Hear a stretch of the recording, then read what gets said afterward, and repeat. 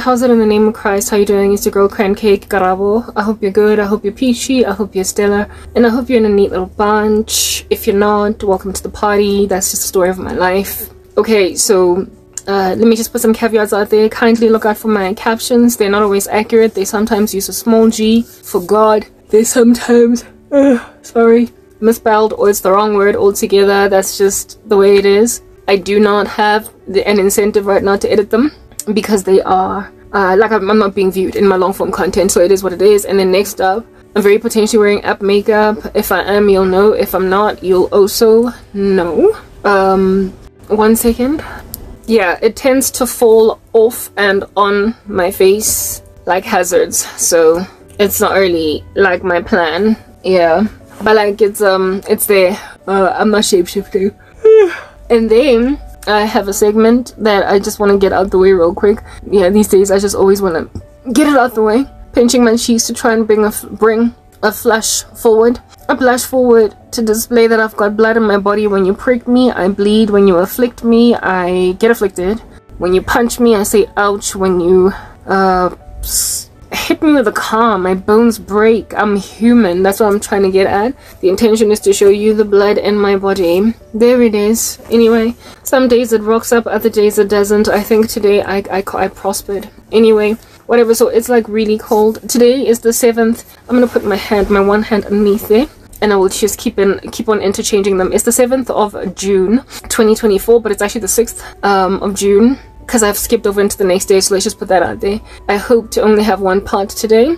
I will have one part if it's up to me. Really frankly, I don't have the luxury to have more than that because I just spent a whole bunch of time recording some shorts, so I don't want to talk more. Okay, alrighty, you guys, you know what? Wickedness is extreme, is exquisite. I've been lamenting a lot about wicked men, like evil men, but last night the Lord gave me a flash flood of understanding concerning evil women. Yo, you know, I like to say this. Sorry, I like to say that men, evil men, in their evil, pale in comparison to the evil of women when women get evil.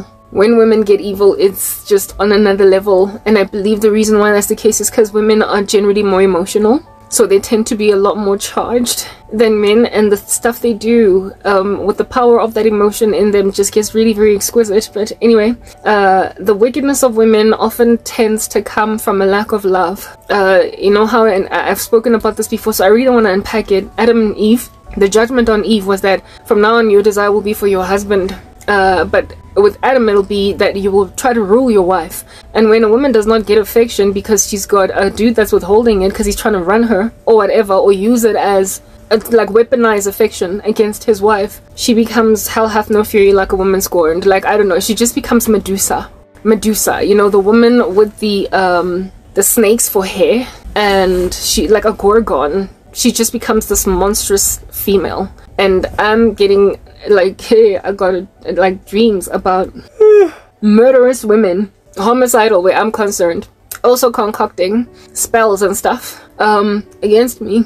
And largely I speak out against men because they are coercive with their korobela and their random homicidal intentions and what have you. But yeah, this here is what God is showing me concerning the fever of women. Listen up, okay? Like, there's one way to heaven and it's clear. And I'm exhausted. Like, whenever I come here to speak, I'm speaking to everything that I can speak to, that I see. But what in the world is going on there, woman, when you are trying to kill another woman because of the mistakes that you knew you were making? So let me just help you understand the category of women that are now presently really homicidal where I'm concerned. First category are women who are Janet Jackson. Yeah, Janet Jackson in Why Did I Get Married? Alright, if you've seen Why Did I Get Married and you know of Janet Jackson, in that movie, she's married to a man that gives her HIV.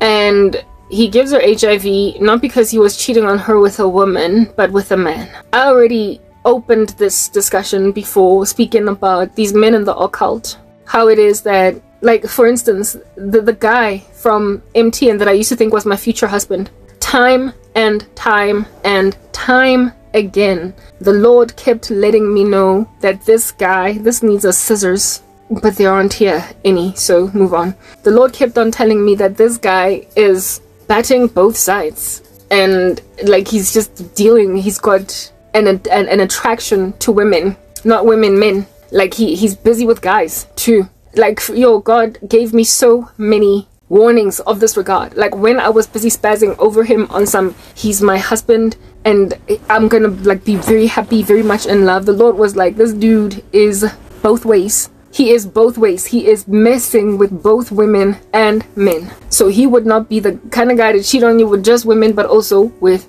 men. Yeah, well, I dodged a bullet. It's a good thing that he rejected me. It's a good thing that he wreaked the havoc that he did. It's a good thing that he passed me up because of me losing everything. Because frankly, there was flirtation happening. The two of us were interested in each other. And if I did not lose my career, who knows? The guy would have pursued me. Like, yo, yeah, I dodged a bullet. I dodged a bullet. The Lord let me know that that dude bats for the other team. But over and above the batting for the other team too is like a secret, like a secret homosexuality, a secret homosexual desire that men who want to be affiliated with heterosexuality, and even though this world is open with the prospect of bisexuality and even homosexuality altogether, they just don't want to allegiance to coming out. They don't want to allegiance to their queer side. They don't want it. They recognize that the world is more accommodating of it now, but they don't care. They don't want to be known as queer. They don't want to be known as either gay or bisexual. They just want to be viewed as heterosexual. And the reason behind that, I don't really know. I mean, it's probably just a preference, a cultural upbringing, home where you come from. Yeah, such that even the world around does not matter. You know, that it's transforming and becoming more tolerant or accommodating of that particular community. Okay, that's what's good. Yeah, these are the most dangerous men to women because of the fact that they vehemently reject their queer side, but they secretly embrace it under wraps at the peril and expense, oftentimes, of women, and when or the women they're with, and when they do get married, more likely than not, they cheat on their wives with men. Now, I'm not trying to pick at anybody at this particular juncture. I'm just putting some facts out there, biological facts, medical facts, that HIV is more easily transmissible in that space with that kind of sexual activity. And so too other diseases like monkeypox, etc. There's just a grander risk for it in that space. Similarly to even with women, we are more likely to contract HIV because of our we are like when we lay with men, they come in us, whereas they have a protuberance that can be shielded from an HIV positive woman's HIV. But with men, not only do they come in us, they enter us, but then they also release their seminal fluid inside the body of a woman, making the likelihood of her contracting the virus if the man is HIV positive that much more exquisite, that much more extreme. So women are at a greater risk of getting HIV from an HIV positive man than an HIV negative man getting HIV from an HIV positive woman.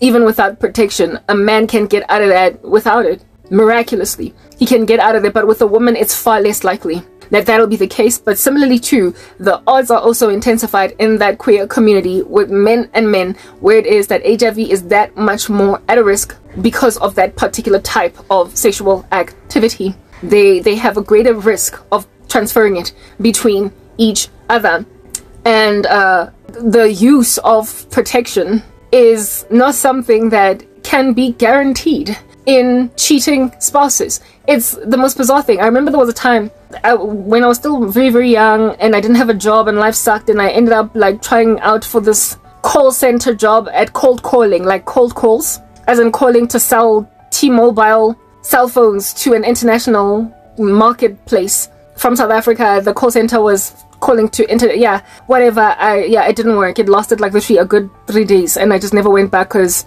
I couldn't stand the rejection, the hanging up on me, the where did you get my number, all that jazz. But during the training, right, I lasted there throughout the training, and then the first 3 days of actually being on the job, and then I just didn't go back. Yeah, during the training, there's this one girl there that I met that was, I guess, also training with me, and we were all having a discussion about relationships, and she said, you know, I don't understand something about men. They're ridiculous guys. Guys will cheat on you and not even use protection. And I just listened to her speaking, and I was like, she's not wrong. She's not wrong. Men are far less likely to insist upon a condom than women. I know that that's a thing even in my own personal experience. I was always, back in the day before I got saved, when I was fornicating, I was always the one to raise the condom. I was always the one that was saying, where's the protection? Use the protection. Use the protection. The guys were prepared to just dive in if you did not insist upon them. Upon it, like literally all the time, that without fail. There isn't even a single guy. I've been with like 5 dudes, okay? Like, yeah, transparency type establishment thing. There isn't even a single dude that insisted on fetching the protection before I raised it. They were prepared to do it if at all I did not insist. So I mean, it's ridiculous. It's entirely ridiculous. That's just the way that it is. I don't know what's going on with men's psychology, why they're so lax with their sexual health. But then again, in a world full of fornication, stuff like that will happen, because the thing about it is, indeed, fetching a condom is not even supposed to happen, because married couples are supposed to have that liberty, that freedom to just do what they want without all that pausing in the middle. Yeah, type establishment thing. Condoms are the creation of fornication. They were manufactured for the purpose of humoring the pleasures of fornicators. If that never ever happened, which would be impossible in a world so full of sin, I don't even think condoms would have been invented. Like, there just is no need for them. Okay, absolutely no need for them. So I guess that's just the thing. Whatever goes on in fornicating circles, in fornicating spaces, in worldly folk that allow themselves to fall into this type establishment thing, there will then of course be just an absent-mindedness concerning the usage of condoms, and within that absent-mindedness there is far less of it in women than there is in men. Women are far more likely to insist upon protection than men. Far more likely. However, women are far less likely to insist upon it once married to men, because of the fact that before people get married, they tend to be either using protection, or if they feel as if though they are steady with each other, they will then make a decision prior to not using protection, get tested together. Get tested, and when both people come out negative, then make a decision in a relationship to stop using protection type setup thing. Well, with marriages, that also is like a whole thing where it is that you enter into a marriage and you expect that this is going to stay so safe, stay sober, and then like it just doesn't. I know of a woman back in the day, and I remember this happened before I got born again, and it just made me so sad. Like, I was in so much angst. Like, it literally lingered on me with a forlorn cloud just kind of rumbling with peals of thunder in it above my head as to what in the world under heaven my future looks like, because it was sad. This one, okay, it was rather a colleague that was speaking about her friend, and this colleague of mine said that she has a friend that got engaged. She was newly engaged, and she made a decision and even spoke about it with her boyfriend, her fiance now, that I am continuing to use condoms even once we are married. And when my colleague was telling me this about her friend who made a decision to continue using condoms even though she was getting married to her fiance, for me it was like the thing that was going on in my head that made me literally sad. Like, I got sad the whole day because I just felt like what hope do I have?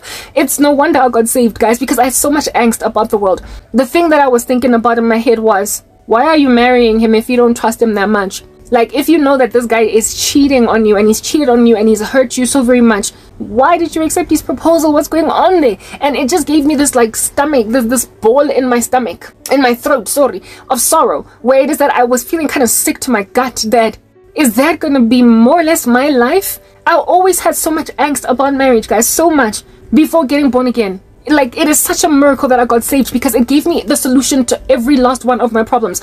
For one, I was working with men, colleagues in the office that were married, right? Some of them were married, and guys, these married guys had no respect for their wives, clearly, because of the way they were so flirtatious with us. Like, they were so, like, guys, out of 100% of married men that I worked with, something like 75 to 80% of them had no regard for their marriages in their relations with colleagues. I made this observation and came to a conclusion that there is something that just withers away in quality about women when they get married, because their men are so disregarding of their wives at home, in the office. I never made a similar observation with women. I never saw that level of disrespect of their husbands and that level of careless talk. Like, women, the colleagues that I had that were married were always talking about their husbands. Like, they always were talking about their husbands. Like, without fail, they were always talking about Jim that, Tabo that,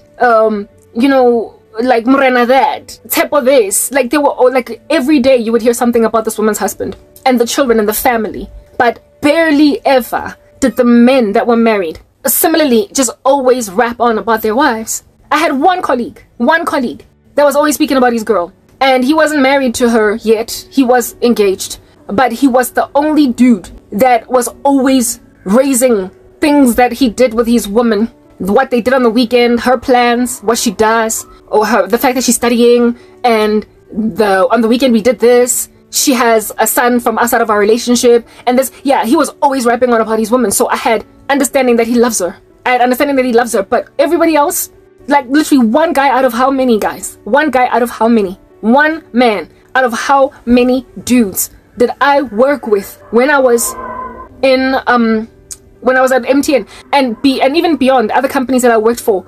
All of these, many of these men. Actually, there's some drag racing road here that just, the screeches just always creep me out so much, because I'm always half waiting for hearing a crash or something. Like, anyway, whatever. Yeah, these men, if I could only identify one dude out of this plethora of men with whom I was working that were married, that did not talk about their wives, it gave me such a bad taste in my mouth about marriage. Yeah, I wanted it, of course. I've long enough desired to get married for a minute. Okay, pretty much since I was a kid. Yeah, it's been my desire. We really pedestal marriage as women, whether or not we're in the 21st century. It's like a whole thing. It happens. And I had, just like a typical girl, pedestaled marriage. Can you hear those drag racing cars? Like, it's so ridiculous. Anyway, whatever. And the sad and disquieting thing is it's like a Thursday and it's winter. Ugh, goodness, like, it's so distracting. It just sounds like death is about to happen. But it happens all the time. Like, there's some place where there's a drag racing patch of land and people screech their cars there at strange hours. Anyway, whatever, moving on. This is not gonna stop. Let me try and speak over it, okay? I will forever just be distracted by those screeches. Can you hear it? I mean, like, it's so bad. I don't understand why. Isn't it illegal? Like, anyway, whatever. I'm being distracted, but I shall continue. God, please help me find my bearings.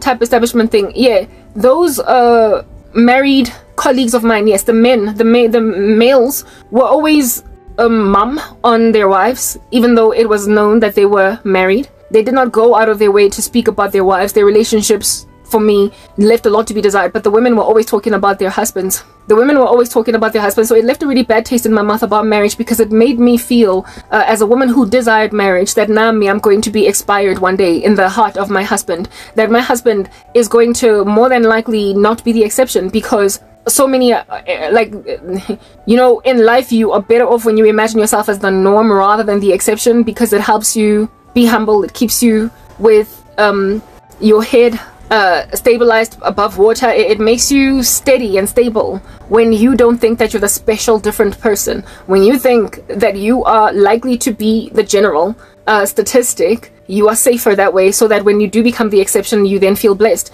type thing. So now for me it was like, what are the odds that I'm gonna be the exception? What are the odds that I'm gonna have a husband that's going to respect me, that's going to talk about me a lot, and colleagues are just gonna know that this guy's married and he's in love, that he's got children, he's got 4 kids. Like, you know, when you're always just telling tales about your home life, women were always telling tales about their home. Every last one of them that I was acquainted with, that I was colleagues with, were always talking about their husbands. I knew how many kids they had. I knew the names of the kids. I knew the names of the pets. Their husbands, their home lives were being spoken about a lot. But men, mum, they were mum. And over and above me being mum, they were flirtatious with women in the office, with us, with me, with others. They were flirtatious. Yeah, like I said, and then that left a pretty terrible taste in my mouth.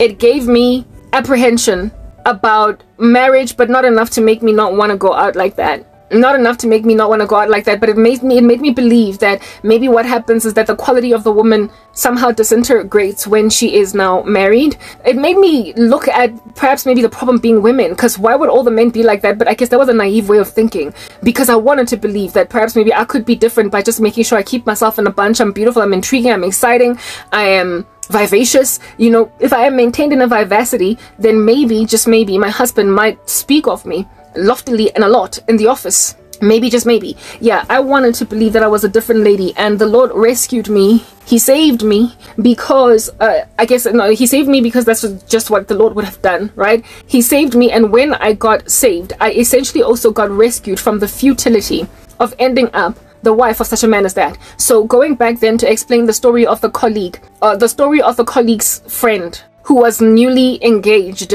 and having made a decision, and even having told her fiance, who agreed and was okay with it, that she's going to continue to use condoms in the marriage, even once they're married. The thing that broke my heart and caused a forlorn cloud to hover over my head was, like, why doesn't she trust her man? What in the world?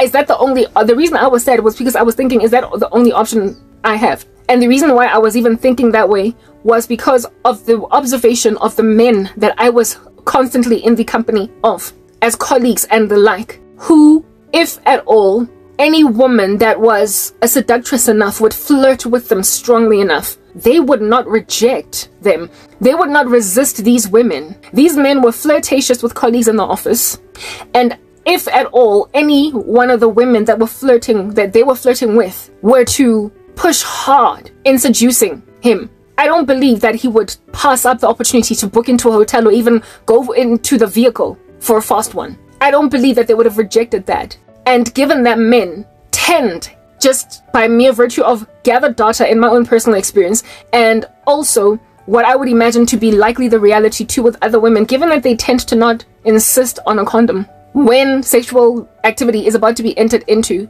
for the better majority, they then become ones who are prepared to have sex with a flirtatious colleague or a stranger that is super sexy, that with whom they are vibing without a condom, unawares as to their sexual history or anything of that nature, and then take a shower and sleep with the wife. Because what is going to make you make a decision to tell your wife, let's start using condoms, because you're not sure if you might have contracted HIV, given that you had unprotected sex with some other woman? You're just going to dive into your wife and cross your fingers and just hope that she's not going to contract, that you're okay, that you're not sick, that you did not just, you are hiding, you're clandestinely hiding that you cheated. And so even though it might not be maliciously, intentionally trying to infect her with a disease, you would much rather not confess that let's use condoms because I had sex with another woman, because then that's just going to open up a hornet's nest.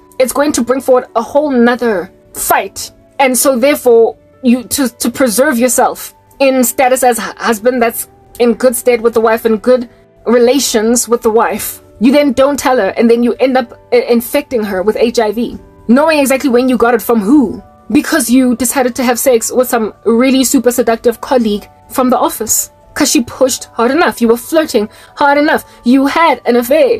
Yeah, anyway, whatever. That whole situation, that chick that said that she will still use condoms in her marriage, all I could think was, why do you not trust him? And at the time of making a baby, y'all are gonna have to go and test for HIV, and then after 3 months test again to basically get out of the window period, beg him to not cheat on you in that time because you're trying to make for a baby. And then once the baby is conceived, then you're back to condoms again. Yo, I mean, does that not put strain on a marriage? And again, why would a man agree to those terms? To be married to a woman that wants to use protection, the only reason he would agree to those terms is because he is aware that he is that dude, that he is that ridiculous against his wife, and so he will give her an opportunity to at least protect herself, seeing as she does not trust him. My thing is, why not just not cheat? Why not just repent? But that's the thing that I got saved from. That's the thing that I got rescued from.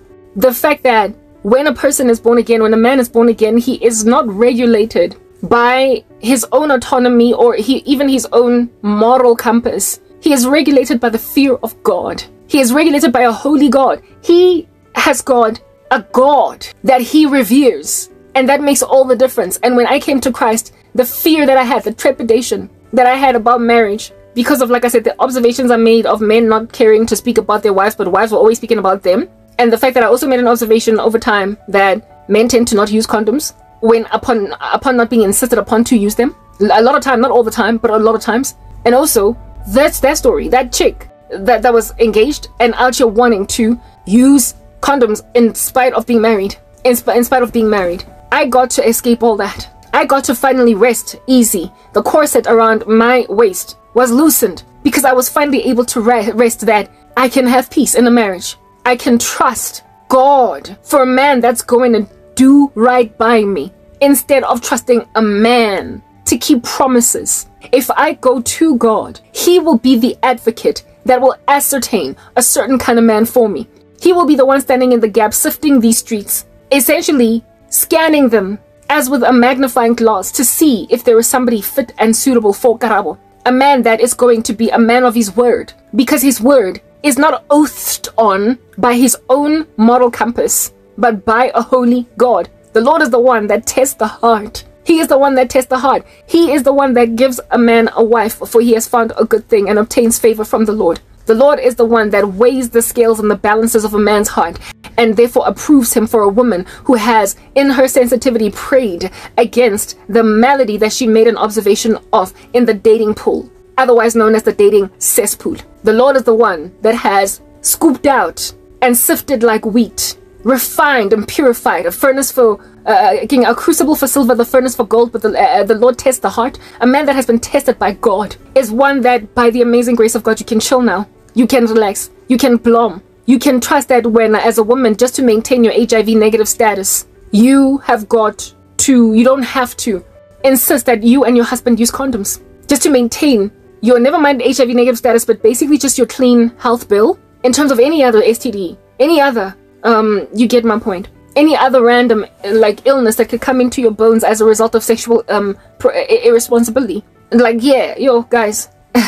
Anywho, anyhow, I was speaking before I entered into that other, like, segment of the discussion about homosexuality or a proclivity towards queer desires as an apparently straight man, and how it is that those guys are the most dangerous to women. They're the most dangerous, the ones that are not even prepared to say outwardly, I'm bisexual, because the world will embrace them. The ones that are not prepared to say, I have a curiosity about the opposite, about the same sex. The ones that aren't trying to basically use culture in their favor, that I don't have to hide about this anymore. The ones that are hiding it, the ones that are secretly bisexual or even altogether gay, are the most dangerous ones to women for the reasons that I have highlighted above. One, that men tend to not insist upon condoms a lot of times in sexual activity, right? It tends to be the woman. And two, sexually transmitted diseases, including and especially HIV, is more readily and easily transmissible between gay men,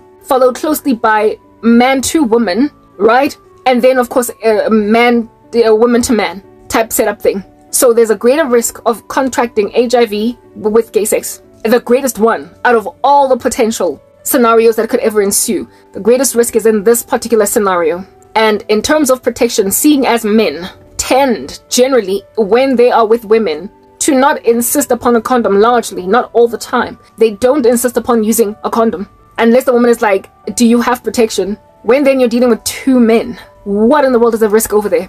When you are dealing with two men, these are two people who already have got a less likelihood to insist upon protection with women. And the women would then raise it. Now when they're together, it's like, yo, this thing, like, dream on. Koshwan, nothing is going to give. And there is a higher risk of contraction with that kind of sex. You are dealing with just an epidemic of ruminating HIV amidst married men who are experimenting with men because they are queer, however, in the closet, and are not prepared to have anybody know. And they are cheating on their wives with the highest likelihood of them contracting HIV. Not other women, but other men. And with the increased proclivity within them to disregard use of condoms, more so are they likely to then bring it home to wives. And that is the first category of homicidal women that I dreamt about, that God showed me are actively trying to end my life because of the painful stories I'm telling, because they did not carefully consider all of these statistics, all of these things, the things that made me forlorn, the things that made me sad, the story that my colleague told me about her friend that insisted on using condoms once married, the observations of the married men flirting with all of us in the office, the understanding that men tended, even with my own experiences, to disregard use of a condom unless I raised it. Yeah, all those statistics. Women just like me likely were concerned about them because the chick who was somewhat of a colleague, the one in training when I was a kid, when we were all kids, we were like 20, 21, right? That chick back then that said in that training session, while we were talking about relationships, before training happened, of course, we were just talking among each other. She said that men will really mess you up, dudes will really mess you up because they will cheat on you without using a condom. So that was an example of a woman that had the same sentiment that I had as a woman in that room. And she reverberates that sentiment through all the cores of women, never mind in the country, but in the world. We likely all feel that way. Those of us that are heterosexual, we likely all feel that way. Like, why is it that men will cheat on you without using a condom? Like, I was cheated on by my ex-boyfriend without using a condom. And I know that that was a thing. Why? Because of the fact that I once said to him, just to get him to confess that he had cheated on me because I suspected it, but I didn't have proof. I said to him on the phone, did you cheat on me, dude? And then he was like, no, I didn't. And I was like, well, I took an HIV test. And you know what his response was? And his response was, what did the test come up as? Why don't you know what my HIV status is, dude? Because when we started dating, the two of us, both of us, we went and we took HIV tests each. And they were both negative. So if you didn't cheat on me, you should still be negative.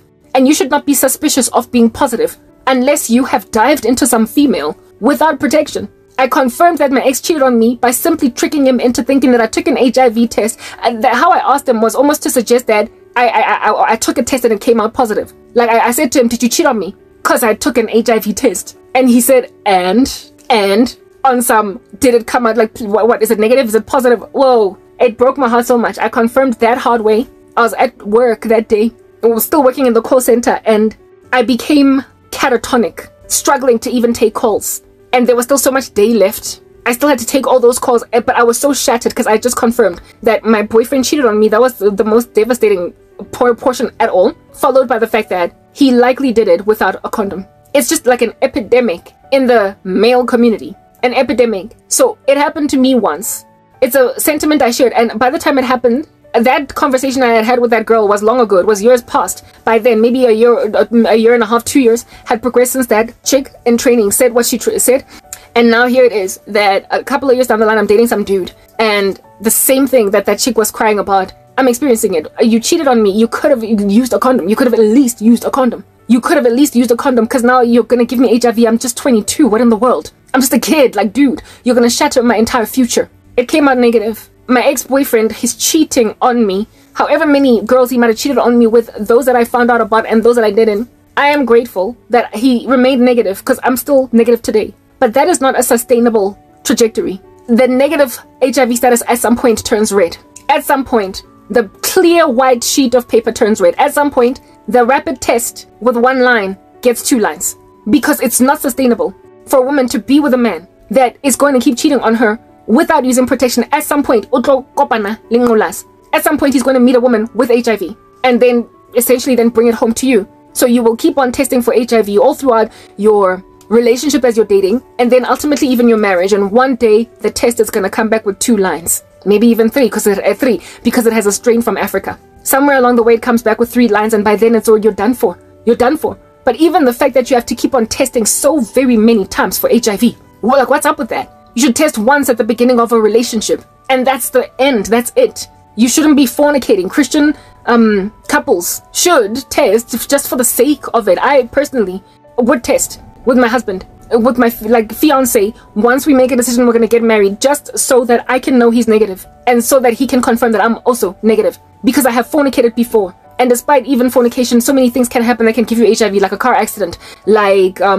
you know, bad, like shooting up, like drugs or whatever. There are many things that can give you HIV, contact with a person that is cut and what have you, where it is that you also have a cut, etc. Yeah, there are other ways to contract HIV, but the likelihood of contracting them is significantly lower than when with sexual activity. So a person can still get in, even though they have not been fornicating, type establishment thing.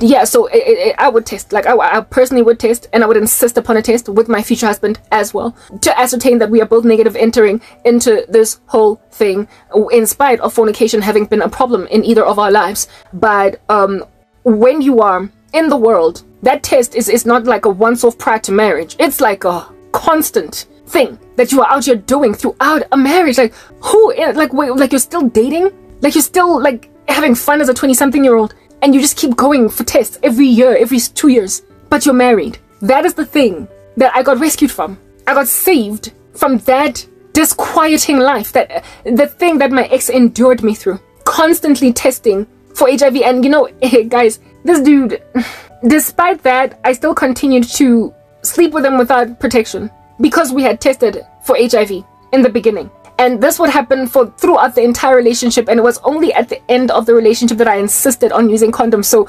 essentially the conversation that I had with my colleague was happening to me. It was coming to pass, guys. The angst that I had about marriage was so exquisite. The angst that I had about marriage, I know guys, like I was eaten alive by these questions. And it was only discovering God. It was only repenting, giving my life to Christ that worked. Finally, like I said, it was the tantamount of wearing a tight corset that ultimately was loosed, and I was able to breathe now. I was finally able to breathe. I came somewhere where it was relieving to be in his presence, because he could ascertain for me that I am in a trustworthy environment. My ex-boyfriend, what caused me to suddenly use condoms in the relationship, insist that he buys them, right? Even though we had gone through 4 years without using them of a relationship, the whole time, none. Until literally the last 6 months of our relationship was condomed. It was protected because one time when we were getting busy, I will not get into detail. This is a Christian ministry. A bottom line is, I don't know if you guys have seen the movie Baby Boy with Taraji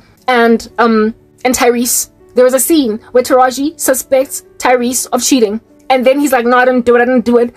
Did you cheat on me with some prostitutes? You know those girls are sick. You could bring home some like disease and whatnot. And Tyrese is like, no, I did not cheat. And Taraji goes and literally sniffs his nether regions. She sniffs his manhood in that region to see if at all he had sex, and well, it didn't smell. And then she was like, yeah, okay, you didn't cheat on me, type establishment thing. Well, a similar thing happened with me, except I did not go out of my way to sniff him down there. I did not ask, did you cheat on me? Because I didn't think he cheated on me. I was not like Taraji, who suspected a man of all different kinds of nasty stuff. I low-key trusted him.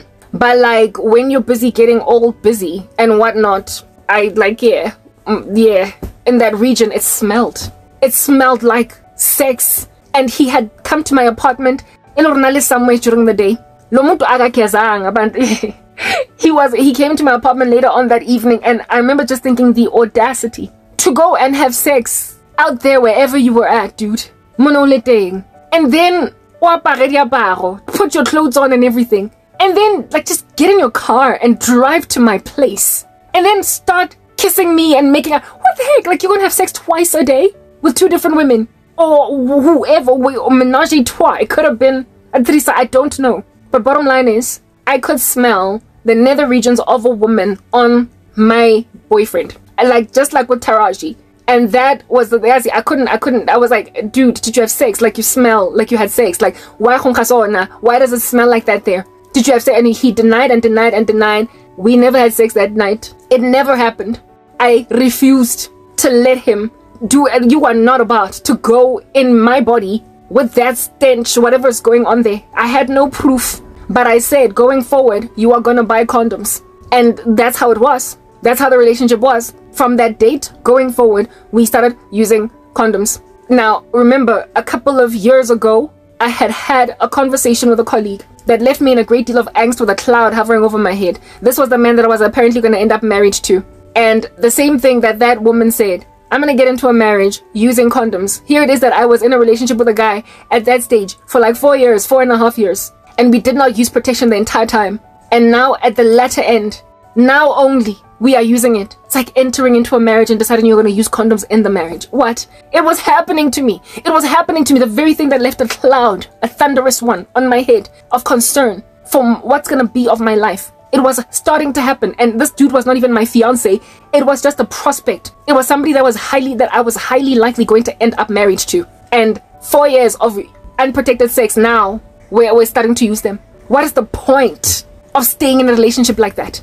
Like, what is the point? It's like, it says that we don't, like, you know, when you don't have options as a woman. I don't know my options. You've been in this for 10 years, 5 years, 7, 6, 3, 2. Udra guy. This is it. And so the best way to make sure that you don't get HIV is just keep having protected sex in a marriage. All that disquiet, all that interruption in the middle of intimacy, that's going to keep happening. For how long do marriages last, guys? I mean, there are like silver anniversaries, golden anniversaries. You gonna keep, like, at your 25th year anniversary, you gonna still be out here buying condoms at the garage as a married man. What the hell?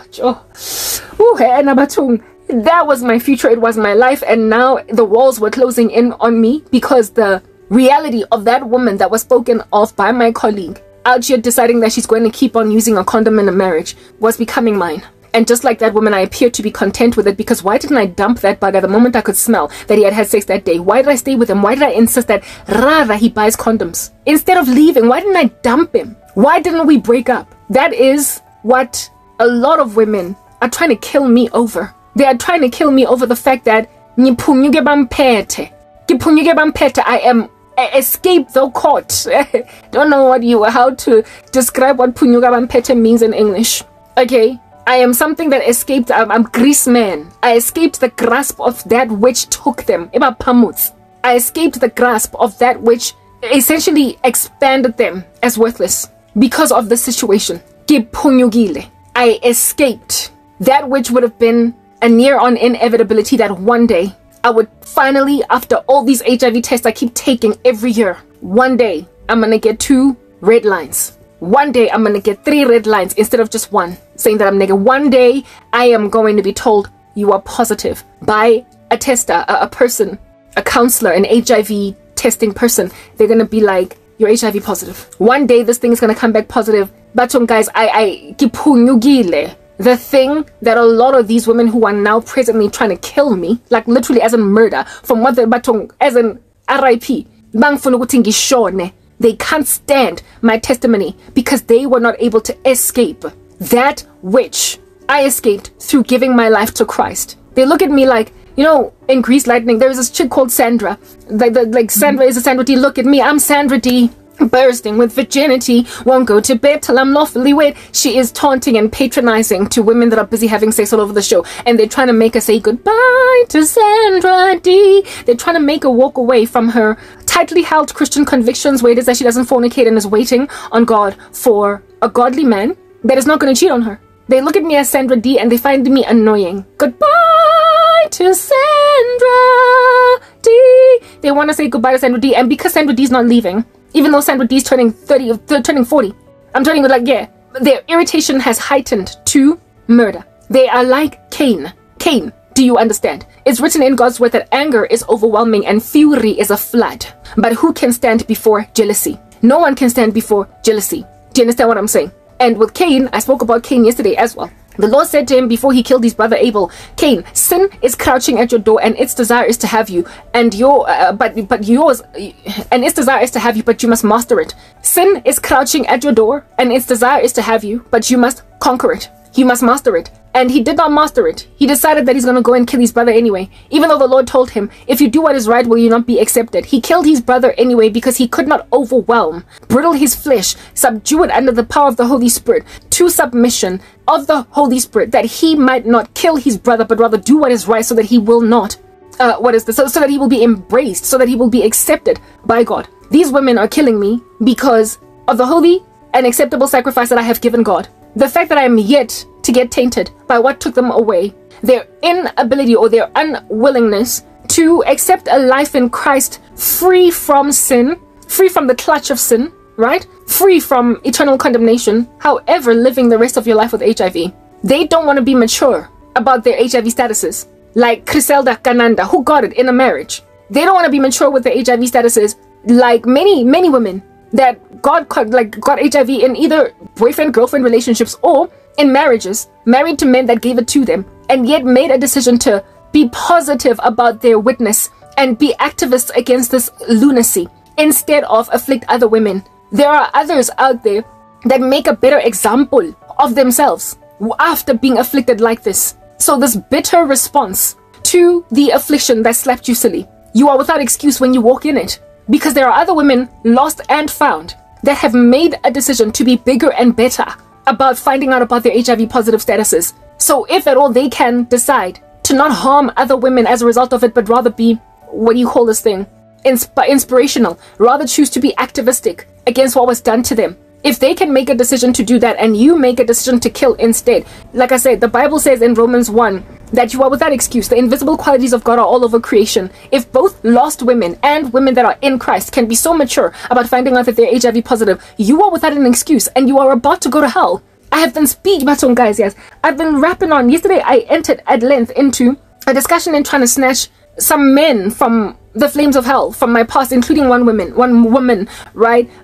Because I was very concerned for their souls, and I sang some music, etc. And in the second part, I explained what the Lord showed me about them, and it was a very grieved video where it is that I was tirelessly just trying to work for their souls so that they could maybe repent, so I could maybe, just maybe, successfully snatch them from the flames. My burden was that exquisite for them, and I labored on a two-part series, the first part of which was just like ridiculously long, like something like 1 hour 40 minutes with time bolt, with time silences being removed. The second part of which is like maybe like 45 minutes or whatever. Okay, I went at length about that because of my excruciating burden for people who are constantly sitting outside of Christian ministry and yet not repenting. And I spoke about how it is that they are facing such an so much more an exquisite eternal condemnation than people who weren't listening to the gospel before they died. They will have been surveilling a Christian and decided to turn angry and hostile and repetitively full of curses, and that you're going to get killed, like that the Lord is going to knock you out the way, end you,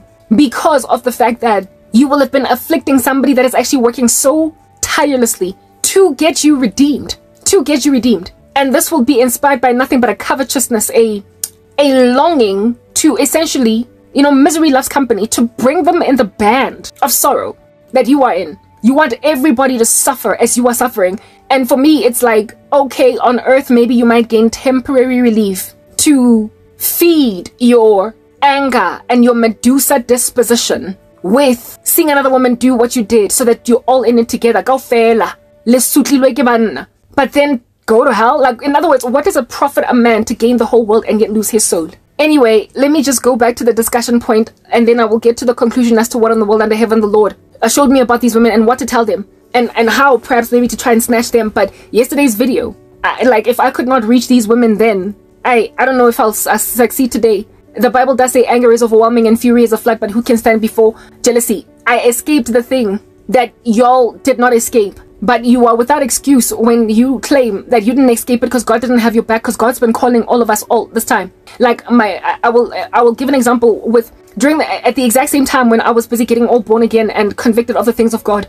I was able to successfully have some mild, however temporary, fellowship with a couple of my friends that were lukewarm and seeker sensitive and disinterested in God. But as soon as I got feverish for God and I was talking with them, they were receptive. My former best friend was receptive. A couple of my former friends from high school were receptive. We would speak on the phone almost daily. Do you understand what I'm saying? About the things of God. These were people that grew up in churches and knew the gospel allegedly, apparently better, right? They knew it enough to have evangelized me, but they didn't because they were lukewarm. And when I finally converted to Jesus, I was able to try and bring them into my space so that they can be truly of God. Because I realized that all this time they were lukewarm. Because I finally truly gave my life to God. And initially they were very, very receptive. Very receptive. We fellowshipped. At some point I was sitting with my best friend in my car for something like 2 hours. The book of 1 Peter. Just unraveling it. And all the conversations therein concerning even sexual immorality. And I mean, when you are that called of God, and then you decide that you're going to go anyway and give some boyfriend a baby. You decide that you're going to go anyway and do this and do that. You're going to go right back to the vomit. This is what's good. You are without excuse then. When Karabo, 10 years down the line, 13 years down the line, is still waiting on God for a husband, but she's got a clean bill of health. But you have tested positive for HIV. I'm not saying any of my friends have tested positive, but I'm just trying to help you understand the general nuances that were encircling us all at the time, in that at the same time I was being called, they too were being called. At the same time that I was in the perusing and interrogating the things of God, they were, and they too were being made to peruse them, and they, what's the word that I'm looking for? They were receptive. They were happy to embrace it. But like, just like in the parable of the sower, there was a category of people that fall away from the faith as soon as they hear the gospel, and then they go out in the streets, and then the bird eats the seed and they fall away. And then there's the one who falls away because he gets persecuted, and then there's the one who falls away because of the cares of this world. They just can't be godly with them making all this money all at the same time. But then there's one guy that bears fruit 30-fold, 60-fold, and 100-fold over. I bore 30 fruit, 60-fold, 100-fold over fruit. They fell away for myriads of reasons. Cares of this world. Seed ate the seed. Sorry, bird ate the seed. Or persecution made them walk away from Jesus. But they were called at the same time, and they had the same conviction, and they also had clean stats. They were yet to be married. They were yet to have children. They were yet to this and that and the other. You get my point. So if at all a woman like that finds themselves HIV positive, having married the boyfriend that she was apprehensive about, like with my ex-boyfriend, well, not ex-boyfriend, sorry, but my ex-best friend, the one that with whom I was busy reading the book of 1 Peter in the car. Yeah, at the same time, both of us were so these outies. I had left my ex successfully because now I was truly in Christ, but she was on the same tip as me, on some Karabo, I want to do it. I want to leave this dude. I don't want to be with him.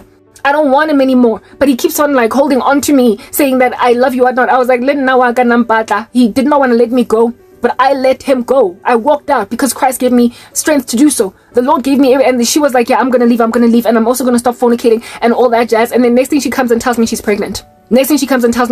How in the world did you fall pregnant, girl, when all this time you never fell pregnant by him? You know, why did you stop swallowing pilisi? Why did you stop taking the contraceptive pill? You allowed yourself to fall pregnant, because in the 21st century, women allow themselves to fall pregnant when they fall pregnant. They allow it. They are not using any kind of birth prevention, if you know what I'm speaking about. If a woman can avert pregnancy for years of dating a guy, and then all of a sudden she's pregnant, it says that she deliberately made a decision to stop taking the pill. How are you gonna make that decision after we sat reading the book of 1 Peter in the car? This dude that you wanted to leave, you were given everything that I was given, but I ran with it. Many are called, but few are chosen. I ran with it, so you cannot then be bitter 10, 13 years down the line when you test positive. I'm not saying my friend has tested positive. She's not who I'm speaking about right now, but I'm saying it's women like these, okay, that end up married to no-brainer guys, and then next thing, their negative test results that have been testing negative for 4 years, and then next thing in year 5.5, it's bringing 2 lines on the rapid test. It's like, girl, but you, before those 2 lines were there, you and I sat in the car. Please, I'm not saying my friend has it, right? I'm just using an example that a woman like that, you were given conviction.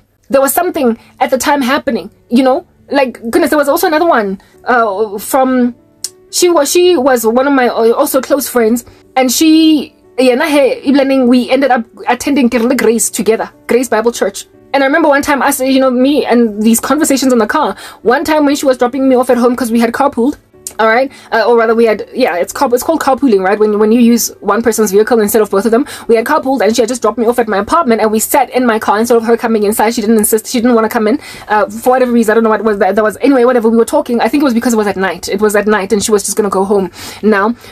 Anyway, whatever. And we were busy talking about sex before marriage. And at the time, none of us had any true solid conviction that it was utterly wrong. But I was deeply interrogating those matters, and we were speaking about it. And I was like, "And when do you think we should have sex?" You know? And she was like, "No, God will. God understands that. And so far as we make sure that we don't mess up too much, that we don't give it up too quickly for guys, then that's what's good." But then I was like, "But doesn't the Bible say that we should just wait until marriage?" And she's like, "Yeah, that's also another." We were basically deeply considering the things of God together. And as time progressed, we would even end up attending church together. At the same time, we were given conviction. So, I mean, when a woman like that meets a man, at the time she was single just like me. When a woman like that meets a man, and carnal, he is entirely worldly, and then she makes a decision to accommodate him anyway, and then 10 years down the line, she, in a marriage with him, tests positive. But girl, remember the time when we sat in the car, and we discussed, when should we have sex? The Bible says we must wait until marriage. Is a bit rough, but it makes sense though. that was supposed to grow. That was a seed that was being planted. And upon that seed being watered and growing, it was supposed to produce repentance of which would have then led us prostrate before the throne of grace in prayer, seeking the Lord for husbands. The husbands of which the Lord then would have been the one to ratify. He would have been the one to vet them and check them. He would have been the one to bring them into your doorstep because they were rightly approved. That's why I'm still single 13 years later, because there has not been one approved. I would have contracted a virus. The dude from America was kicked out the curb by God, and he turned out to be HIV positive. He tested positive only once we started talking, because I said, indeed, that you need to test for HIV, etc. Because he was having sex, he was fornicating. He had just fornicated a couple of weeks ago, months ago, with some woman, and he tested because of meeting me. So he was negative before then, and he tested positive because he was still fornicating, albeit calling himself a Christian. God kicked him to the curb because he is the one that vets and verifies and fact checks on my behalf. The Lord is the one that got rid of that dude, even though I was naively trying to accommodate him. The Lord is the difference. Do you understand? He's the difference. Jesus is the difference between the woman that has a great deal of angst and sees that, it's a jungle out there, so I'm gonna use a condom when I'm married, versus the woman who freely is able to love her man because she trusts that it is not his own moral compass I'm leaning on and his goodhood as a person. It's the fact that he is just as scared of God as I am. He fears the Lord. He is chiseled and refined by God, and his decisions are inspired by that. He is trained to love his wife the way that Christ loved the church, and God would not have brought him into your life if he did not pass those checks. If he did not pass those tests, he would have swatted him out the way like a bug, all up in your window, after landing on your windscreen, just getting splattered as you drive, because he was trying to come into a space that is not his. The Lord is a bug splat. Do you understand? And only he who makes sense for you will be allowed to get to the point of never mind proposing marriage to you, but actually walking you down the aisle. The Lord is the one that approves and vets a man on behalf of a woman. And when a man has been vetted on your behalf, you can enter into that marriage and test only once before you get married for HIV, and have your silver anniversary freely able to enjoy sexual intimacy with your husband without constantly just looking over your shoulder concerning HIV or lack thereof. Guys, so yeah, I mean, the thing that I'm speaking about right now is the fact that a lot of times these women, and they would, if they are honest with themselves, remember that this is true.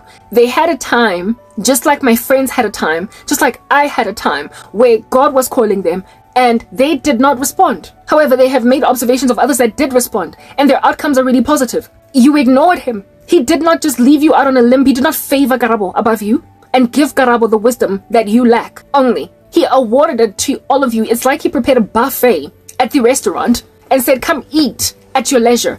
And you ignored his food and chose to run with the world while only one person went and grabbed a scone. One person grabbed some grapes. One person grabbed some chicken. One person grabbed a leg of lamb. One person grabbed a croissant. You get my point. Only one person feasted at this buffet while everybody else left. And now that this person has been nourished by all the food at the buffet, all the years down the line, you are literally making like Cain, trying to kill her. You are trying to kill the person that ate of the bread of life, that drank of the wellspring of life. You are trying to end somebody that you were awarded the exact same opportunities as. God was not a respecter of persons. He did not favor Karabo. He gave all of you the same opportunity, but Karabo was the only one that feasted at the table. Or Karabo and Lerato. Karabo and Solofelo only. But the rest of y'all, need 20, made a decision to just fork. You took some other strange direction. You ran with your flesh. You gave bad men babies. You married bad men. You got into contracts with men that have contracted. You got into a marriage contract with the men that have contracted with the devil. Men, guys. And you could tell that they were involved in secret stuff and weird, trashy, dark things. But they were making so much money that you did not care. It was all about the power couple. It was about clout chasing. It was about the two of y'all being this amazing professional couple, the power couple. Like, you're this general manager at MTN, and he is on a business or whatever. He's got on a CEO track, and the two of y'all are just gonna be such an amazing couple of really incredibly successful statistics rolling in these streets. You ran with just that, even though you could tell that even his CEO track that he is on, it's because he signed some nefarious deal. But hey, the two of y'all, when you arrive at family events in your big SUVs, You are well respected. You are respected. And so you ran with that. But then your home is cold even though it's big. It's echoing. Your relationship, there's something void in it. Plus you don't have trust. And then next thing, somewhere along the way, you test for HIV and you come out positive. But you were told, just like Karabo. But you were chasing clout. You were chasing success and prosperity. And now women, you have become homicidal from what the Lord showed me. You want me dead. In the same way that these men want me dead, I'm not going to be taken out by some random people involved in black magic. Do you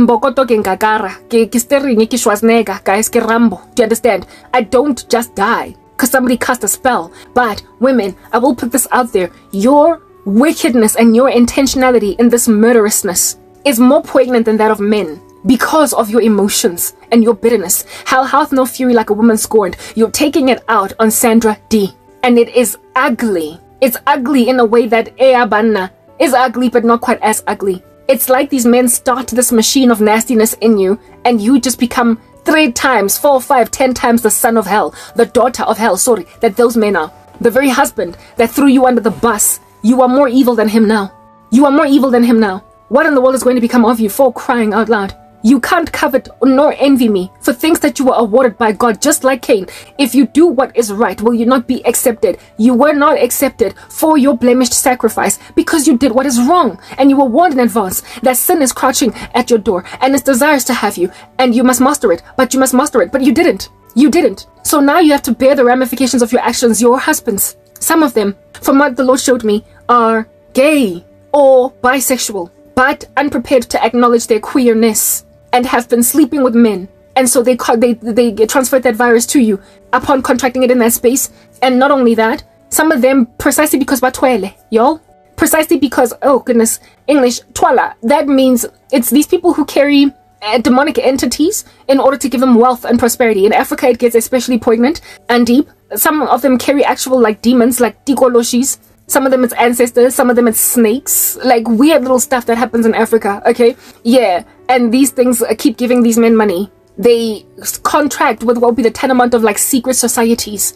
And upon joining them, then suddenly start making wealth. And these women can tell the darkening of their boyfriends when they suddenly start to make money, if at all they had been with them in advance, or just the darkness of a man that you meet, that you feel as if though is your +1, that you feel like this here is gonna look good next to me when I take it home, that this, I'm gonna look good walking down the aisle to that. You can tell on your first date, maybe even on your, as you continue to interact with each other, that there's something dark about this man. Sometimes you are just looking at, never mind the paycheck, but the clout and the status of this man. And you are running with that only, waiting with bated breath, crossing your fingers, hoping he proposes marriage to you. And it does not matter. All the flukes, the red flags, the signs that were there, you ignore them because, like I said, you are clout chasing. You ignore such glaring red flags in a man who has got such a foul character that you can't expect you're going to be a loved wife, and especially not one to whom he is faithful. So that's how you turn up HIV positive later, even though you could tell that this is not going to end well. Of course, in the beginning of your relationship, you tested for HIV. Since you were fornicating, you likely did that prior. Since you were in the world, you likely fornicated prior to getting married, but you probably did test in the run-up to getting married, and you both were negative, but you could tell that this man is not having sex with you only. You know, because why in the world under heaven would you want to continue to use condoms in a marriage? Like in the case of that other woman that I made, I told you guys the story of. 1 second. The dude from MTN, for example, that I used to think was my future husband. I had such a big crush on him. I had such strong feelings for him that I ignored red flags. They were there, even before we even officially spoke. He carried an aloofness about him. Like some days, he would greet and he would be good people's, but other days, a lot of reverse psychology. He had an arrogance about him. And yet, if at all, this guy pursues me, I was prepared to just run with everything that he was going to throw in my direction. God is the one that rescued me from that man by making him so shallow when I lost everything that he didn't want anything to do with me. He didn't want anything to do with me when I lost everything, when I got fired from my job without cause all of a sudden, all that jazz. He didn't stay by my, he did not insist on pursuing me further. I was just some chick he was flirting with that maybe he might have asked out, if at all she was still around in the building, but she's gone now, when I thought it was that much deeper. That's what's good. He made him shallow. his shallowness worked out in my favor, because from what the Lord would show me in dreams and visions as time progressed, because he ended up using a whole bunch of sorcery on me, plus that dude was involved in a secret society of some sort. He was involved in some kind of a dark, nefarious organization. He showed me that this dude is batting for the other team, or he is bisexual. Like, he has got some kind of queer proclivity in him, a queer proclivity inside him, where it is that he has, you know, desires for the opposite sex, for the same sex, sorry. But it was not even visible. You couldn't see it. Like, you know, some men look like they could be gay because they've got mannerisms and whatnot. This dude was not like that. He was like Will from Will and Grace. You would never have known. And a lot of them are like that. Hence why they are able to attract women, because you can't tell that they're gay, that they are. There's a guy from Wits that I told you guys about, who I had a mad crush on, and I would never ever have a crush on an effeminate man, because it's so diametrically opposed to what I want in a man, that I would never find him attractive no matter how good looking he is. If he's got girly mannerisms, I would never be cool with that. I actually dated a closet homosexual that was very effeminate. I could not have feelings for him. I could not muster up feelings for him, and the only reason I dated him was because I was single, and that was back in the day before I gained stability in myself, where it is that I felt like I had to be in a relationship. So he was the next guy to pursue me after the last relationship ended, so I just accommodated him. But he was gay. He was clearly gay. He was like literally a whole flaming flamingo, bordering on being so measy, and I was out here thinking that I knew that dude was in the closet. Like, I knew, right? I could not have feelings for him. It was completely diametrically opposed to what it is that I find attractive in a man. So after that gay guy, I was like, never again am I ever gonna let myself essentially just be in an excruciating relationship with a dude I don't like, because he's out here being like a girl. He's exactly like me. I'm not feeling it. Type establishment thing. So there's no way that I would ever have had a crush on a guy that was that effeminate. The one from Wits, I only discovered that he was likely batting for the other team because I stalked him, since I liked him so much on Facebook. And when I found his Facebook, I saw so much his affiliations, essentially. His lifestyle was extremely gay, and most of his friends were gay. Most of his Facebook friends were gay, like with photos that are like, you know, a man wearing a mesh suit out here, like smiling with lipstick on and a peace sign. Those were most of his friends on Facebook. And then the photos that he had one of those open profiles. His pics, he was always traveling abroad and doing all different kinds of wonderful things in this world with a whole bunch of outwardly gay men, like men that looked gay. He did not look gay. He did not have the appearance outwardly. Like I said, he was like Will from Will and Grace, but he was hanging out with Jack. You know how in Will and Grace there is Will and Jack? Jack was the flamboyant outward gay guy, like so easy, very, very much like obviously he's gay type thing. Whereas Will, you could not tell. He was hanging out with Jack type friends, and that's what made me suspect that this dude is either in the closet or out. And I don't know that, I did not know that he was gay in this, so I was out just spazzing over the wrong dude type establishment thing. Yeah. But the fact that I ended up having such a big crush on him to a point of even cyber stalking him, essentially, says that it is possible to fall head over heels in love with a homosexual man that does not even like women at all.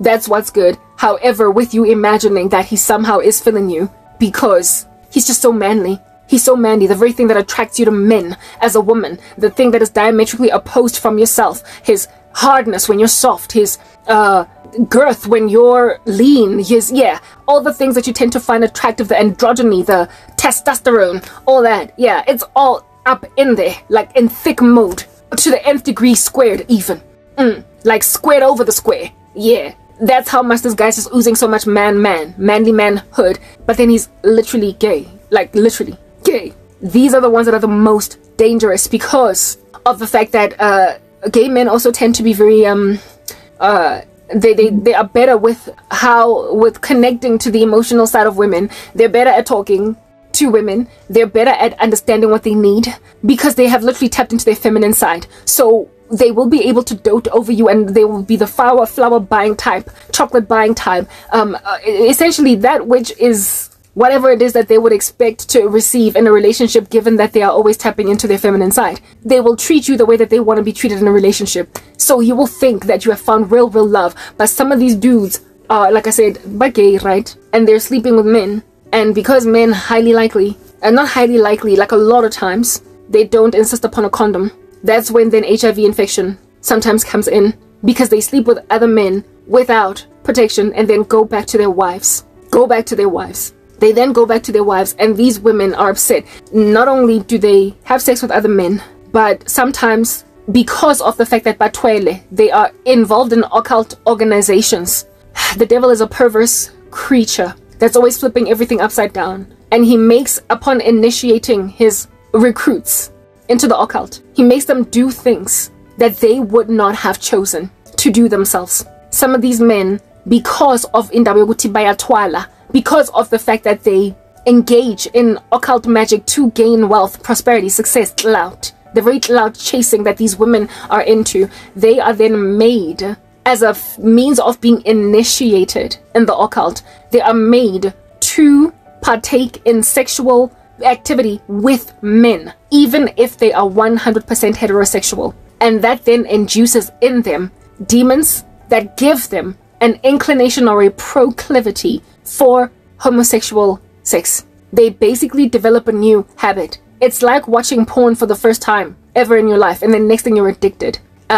You know how Mr. Beast's assistant came back out saying that he is transitioning to a woman or whatever, and then he divorced his wife and left the wife with a child and what have you. It is speculated by the population of souls that were watching that whole scenario unravel, given that the guy had a history of essentially mocking and teasing the transitioning bunch of people that belong to the colorful community. He came out mocking them one time and then came out being one of them next. And what was speculated about what happened with him is that he watched a whole bunch of pornography, otherwise known as sissy porn. And sissy porn is apparently a porn type where it is that men and men are engaged with each other, where it is that there is some sissy guy. I don't even know what it involves. I don't care to describe it too deeply, but it is speculated that this porn is converting men to gay. It is a demon that comes in through, or demons that come in through the observation of that kind of porn. So when you're involved in a cult and they insist on enduring you through what would be the tantamount of sissy pornography, they make you do a sex ritual with another man or with other men, where it is that you are subservient. You are basically the little girl in the equation, whereas another man is the man. That's the kind of stuff that can induce demons into a man that would then make him want to go back for more. Like watching porn over and over and over again, even though once upon a time you were porn free. That's what's good. So, what I'm trying to explain to you guys is that your clout chasing has cursed you. Your clout chasing, upon desiring strongly to just have money, it has cost your souls. Not so much your souls, but it is costing your souls, because you still have a shot while you're alive, okay? That's what's good. These men go on right ahead to engage in sex rituals that are gay sex, and then come out changed permanently. No, not permanently. You can always reverse the damage done by the devil through Christ. But are these men saved? Did they get born again? Did they revert? They then end up having those desires even outside of sex rituals in the occult. So essentially, they start salivating after gay men, other men. They start looking at men like that after being violated in that state. And now they have an attraction now to men and women. And so you now have a husband that's cheating on you with both men and women, but largely men. Because remember, it becomes a fetish, it becomes an addiction, and a secret one at that, where it is that now he is actively seeking it out to a point of imagining that it's even a waste of time, seeing as he's trying to find a source of alleviating his pleasure desire. Do you understand? With a man, he will actively seek out men instead of women with whom he can cheat on you. So these men that are involved in the occult, they sometimes turn not fully gay. If they were fully heterosexual before, they will still have an attraction to women, but they now have a brand spanking new addiction. They now have got a brand spanking new badge of nasty, and it's called other men, and they will bring that disease home to you through it. It is your clout chasing. That's why, Gary, in my ministry, I am largely gunning for Gen Zs, because millennials appear to be so far gone that I can't speak to them. Here it is that God is giving me dreams of women that are trying to murder me, and they are more evil than their boyfriends. They are more evil than their husbands. They are more evil than the men that gave them HIV, that are involved in occult magic. A man that's carrying darkness in order to gain wealth. You would imagine that that's the nth or the paramount of evil. But from what the Lord showed me, these women are more nefarious than these men. Out of bitterness, you are scorned severely, and in that bitterness, you hate me so much that you are actively trying to kill me. Ka tennis racket, ka anything you can find in the kitchen, ka khaba, ka tea, like ka sunscreen, like anything you can find in your purse, lipstick. Shove it down my nostrils that it might clog my airways, that I might breathe my lust. I am hated. Not by all women, of course, but by some females that can't stand my ministry. They started out initially listening to me, but now they hate me enough too want to choke me with lipstick. Women that are now investing in some hard-knock death rituals to kill me because the thing that I am talking about is a sore point for them. They are trying to push me to evil men. I keep getting these horrible, disgusting nightmares of me. Disgusting kisses of some filthy men because they want me to experiment with these dudes so that we can all be in it together, marrying somebody that's going to test negative on the date of the wedding, but then 3 years into the marriage, I'm HIV positive, and I only find out because I'm carrying my second pregnancy, and upon doing a routine medical checkup with the doctor since I'm pregnant, I then discover that I'm HIV positive. How did this happen when I married a Christian man? Like, they think that they can actually manipulate things to make me them. When I ate at the buffet that was set apart for us 10, 12, 13 years ago. And so therefore I'm still fed by it, and I'm trying to snatch you out from the flames that put you in a position to marry a man that would ultimately give you HIV. Sorry. These women are like Janet Jackson in Why Did I Get Married? Their husbands have been having sex with men and they brought it home to them, and now they're mad at me when in the run-up to even marrying that dude, when he was just your boyfriend, you were given conviction by God that get out of that. Just like me, I fled my ex-boyfriend and today I am safe. I fled so many scenarios. I fled the dude from MTN that I did date briefly. There is one that I did date. Dumped him as soon as we got, like, because he was involved in hard knock Korobela. Even though at the time he was negative and maybe still might be negative today, that's the kind of guy that would have eventually given me HIV because he would not have stopped fornicating. He would not have stopped fornicating. A man that's in a marriage with a perfectly viable, good Christian wife, and he's out just sleeping with some colleague because he got seduced strongly enough. A man that has not been bridled sufficiently by the Holy Spirit and is not putting to death the deeds of the body. And so therefore, all it takes is one Jezebel. All it takes is one Delilah to tempt your Samson. And the sad thing about it is when you are a godly woman married to a man that's not truly consecrated to the Lord, even if this man doesn't want to cheat on you, the devil is going to induce him into cheating because he is targeting Christians. So Satan would have made my boyfriend, my husband, wander on me. Even if the dude wanted to stay faithful, he would have found himself all of a sudden being seduced by some woman with strange Jezebel spirits in the office, and then ended up having sex with her in the car, and then coming home to me in the evenings and laying with me. And maybe this time around he might have been more careful than my ex and taken a shower first so I don't smell it on his nether regions. That's what's good. I would have inevitably ended up in that kind of situation if I did not truly consecrate myself to God. And that's the thing that I'm out here trying to get people to do. Truly consecrate themselves to God. Truly, as in really get born again. Because right now, you are not saved. That's why you are afflicting God's daughters so terribly, and even God's sons. You are pursuing us with a hot iron down the road, chasing us literally naked, remata, because we don't want to be burned by whatever burned you. And in our flight, you imagine that God is not going to intervene on our behalf. The very message that I delivered yesterday, that these people are about to pass away, they're gonna die. Women, you are also facing death. You are about to go to the abyss, burn, for this insistence, Cain, on killing your brother Abel. This time around, God is not going to allow for the fashioning of Abel. In other words, a person that does die and cries out with their blood to God from the ground. We are not going to get killed. We are just going to get delivered from you. Death is coming. I've been saying it. What does it profit you women to gain the whole world and yet lose your souls? The first category of men that tend to put you in this position are the ones that are like, you know, Janet Jackson's husband in Why Did I Get Married? But then the second category of women that are doing this to me, yes, indeed. The second category of women that are doing this to me. The first category are Janet Jackson in Why Did I Get Married?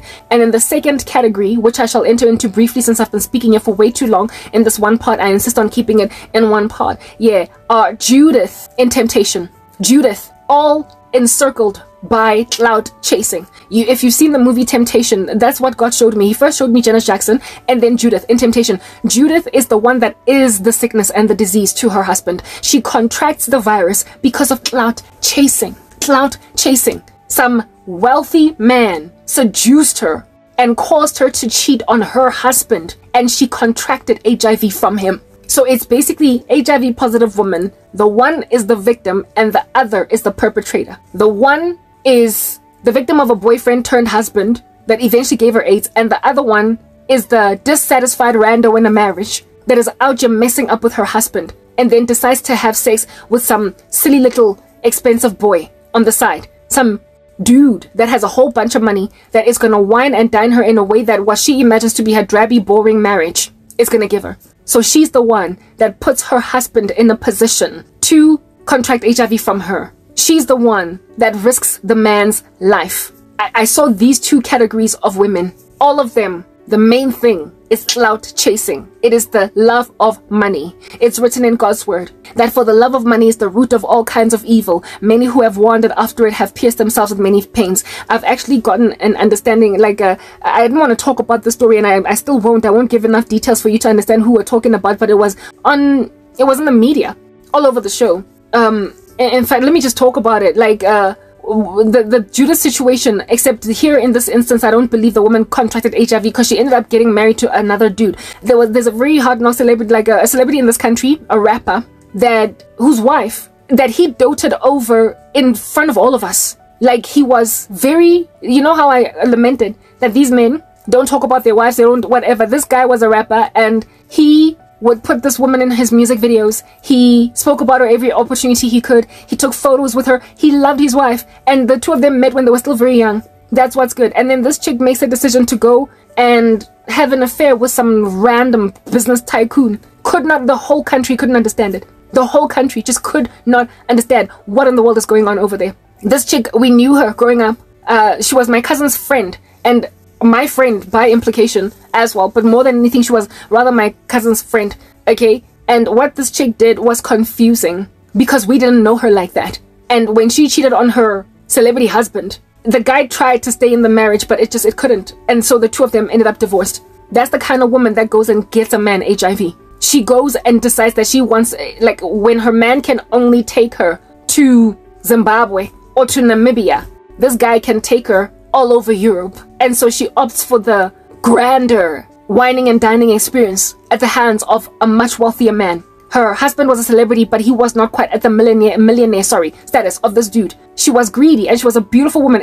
She married very, very young. So when this happened, she was still in her 20s. And she had 2 kids. The two of them had 2 kids. And she decided that, na uzo hamba with a millionaire rando that had so many stories in these streets, scanning them about other women. She should have known better, but for her it was about the experience that Harley gave Judith in the movie Temptation. It was about the trips overseas. It was about the whining, the dining, the purses, the when a woman just gets showered with a lot of gifts, sometimes she can fall for a guy, and she went and cheated on her husband with that wealthy dude. It's that kind of clout chasing. It's a Judith versus Bryce situation with Harley, where it is that some pompous, arrogant millionaire dude is going to seasonally wine and dine and dote over a married woman and then take her back home and packaged nicely with HIV. The man of which then stands the risk of contracting it. If at all he's blessed, like it happened in the movie Temptation, he will be like Bryce, and him and Judith then divorce before he gives her the disease. Before she gives him, the disease. Yeah, that's what's good. Those 2 categories of women, from what the Lord has shown me, are homicidal. And my thing with that is, like I said, what does it profit a man to gain the whole world and yet lose his soul? You are about to die, women. Just like the men that I spoke about here, not just the men, but the very poignant warning dream that I gave yesterday is about to apply across the board from men to women alike. The Lord understands your pain. He gets where you're coming from. Nobody wants to test positive for HIV, especially when you are the victim and not so much the perpetrator. When you were the wife at home that contracted a virus from an irresponsible man. But at the end of the day, there are examples in this world of women who are like you, who contracted HIV in a marriage to a no-brainer, and are examples. Griselda Kananda is one of them, and many more that you can find on the internet that are activists against HIV. Similarly, to those of you who messed up like no man's business, acknowledge, own up to your clout chasing, and repent. Because what does it profit you to get to put yourself in the same bandwagon as someone who's completely innocent, derail a woman altogether, or maybe even kill her, massacre her, because she is Sandra D?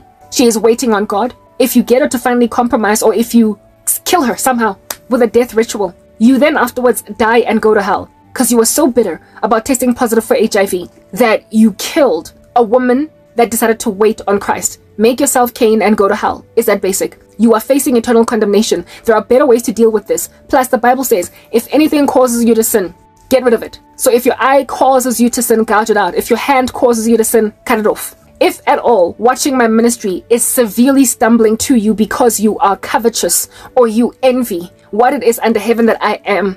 If listening to me is like hearing shards breaking in your ears, causing them to bleed, because I am a poignant reminder of how devastated you are due to the fact that I've been waiting on Christ. There are so many really good Christian content creators on the internet that can help you grow, and that are women too. So if you want the vantage point of a woman able to share her heart and her witness in a way that is relatable, there are so many of us that exist. I personally really love Melissa Doherty. You can go and check her out. Who else can I recommend to you?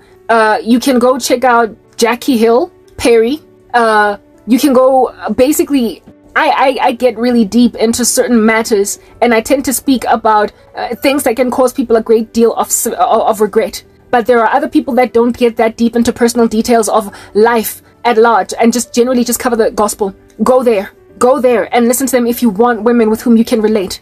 Because if I'm stumbling to you, if my witness and my testimony is stumbling to you and these stories are too close to home, if they are too relatable, you are going to constantly keep gnashing your teeth outside of my ministry. Don't hold on to me if it is killing you inside. I am a Christian, I'm beneficial for you, but sometimes you don't want to hear that you messed up. Sometimes you don't want to hear the mistakes you made. I told you my ministry is gunning for Gen Zs. I'm trying to get people to not make mistakes. I am trying to get people to walk away from certain follies that are going to really plunge them into the abyss later. And millennials, a lot of them have already made these mistakes, and they don't have the maturity to take in their stride that this happened. So walk out. I'm literally gunning for Gen Zs. I'm not saying I don't want you listening to me millennials, but you tend to be so bitter that you can't listen to somebody that has got such a retrospective ministry where it is that I talk of accounts of history to explain what ultimately becomes the end result. Because it hurts. I speak so retrospectively because I'm trying to get to people who are still young so that they can look at the examples of people like me and decide not to walk in that footstep. I am warning Gen Zs to not be like you. Do you understand what I'm saying? I'm warning them to not be like you. So, I mean, when a person is out, you're always on a rooftop warning people to not end up like what it is that ABC ended up like. ABC does not do themselves any favors when they listen to that person talking that. I will embitter you to a point of murderousness. So it's written in God's word that if at all this here is stumbling you, even if it's the gospel, you're not the target audience though. You are not the target audience. We all have different ministries that God has given us to do. And I feel like I'm called for the youth. And I'm also called for older women who are holding fast to promise, even though it appears their years are gliding right by their noses. Women that are like me with some kind of a clean rap sheet, but that are largely overlooked. They can listen to me with encouragement because I'm inspiring. Because we are all in the same boat together, sitting around at 39 with no babies and with no husbands. But those that have already squandered much of what it is that God gave them, they struggle with my ministry. They struggle. Men, banyetsing, that feel as if though they married Jezebels, they struggle with my ministry. Women that feel as if though they've massacred their lives with their decisions, they struggle with my ministry. If you're that kind of person, get out of my ministry. There are so many channels, so many content creators that are beneficial for your soul, that are not going to scathe you with regret, that are not going to hurt you with all that.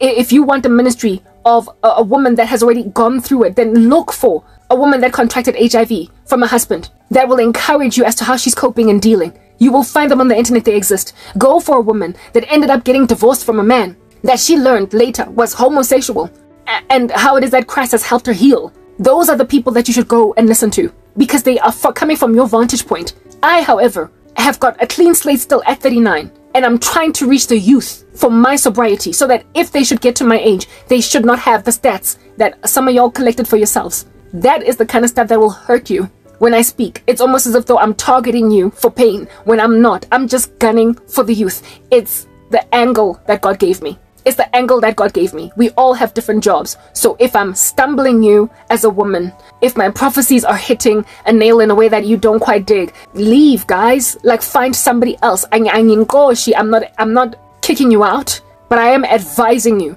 that if I'm grieving you so much that you can't brittle your sin, that you can't pin down your sin, that you cannot conquer your sin. Sin is crouching at your door and it desires to have you, but you must master it. The Lord always gives a way out when temptation is slapping you, and one of the ways out may very potentially be walking away from my ministry, unsubscribing, just leave. I'm not pedantic about that. I will not be mad at you. Unsubscribe, leave, and don't listen to me ever again, because it'll save your soul. It'll heal you. You are listening to me only because you want Jesus. There is an interest in you for God. but you are struggling to maintain a piety because you feel like the things I'm saying are targeting you. I'm not gunning for your broken heart.